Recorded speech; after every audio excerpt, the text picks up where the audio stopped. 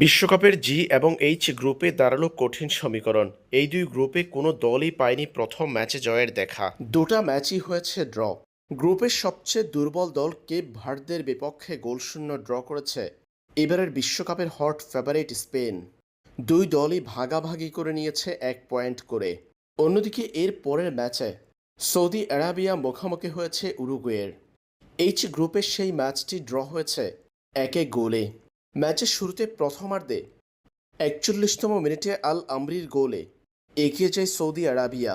Point হারানোর শঙ্কায় পড়েছিল উরুগুয়ে, তবে ম্যাচের শেষ অংশে 80তম মিনিটে আরোহর গোলে সমতায় ফিরে দুইবারের বিশ্ব চ্যাম্পিয়নরা।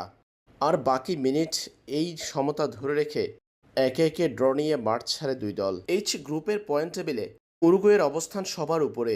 2 নম্বরে আছে সৌদি আরাবিয়া আর 3 নম্বরে স্পেন। এদিকে একই দিন মাঠে নেমেছে বেলজিয়াম ও ইজিপ্ট। জি গ্রুপের ম্যাচটিও হয়েছে 1-1 গোলে ড্র। আশুরের গোলে ম্যাচের 20তম মিনিটে এগিয়ে যাওয়া ইজিপ্ট দ্বিতীয়ার্ধের 66তম মিনিটে করেছে আত্মঘাতী গোল। হানির আত্মঘাতী গোলে বড় ধাক্কা খায় ইজিপ্ট। ইজিপ্টের তারকার আত্মঘাতী গোলে সমতায় ফিরে বেলজিয়াম। সৌভাগ্যের গোলে সমতায় ফিরে মাঠ ছাড়ে বেলজিয়াম। বেলজিয়াম ইজিপ্টের মতো জি গ্রুপে একই দিন ড্র করেছে নিউজিল্যান্ড ও ইরান। এদিন ম্যাচে জাস্টের গোলে 7ম মিনিটে পিছিয়ে পড়ার পর ইরান সমতায় ফিরে 32তম মিনিটে রিজওয়ানের গোলে।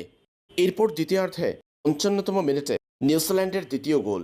2-1 গোলে এগিয়ে যাওয়ার পর নিউজিল্যান্ড গোল হজম করে ম্যাচের 64তম মিনিটে মহিবির গোলে আবারও সমতায় ফিরে ইরান। শেষ পর্যন্ত 2-2 গোলে ড্র নিয়ে মাঠ ছাড়ে দুই দল।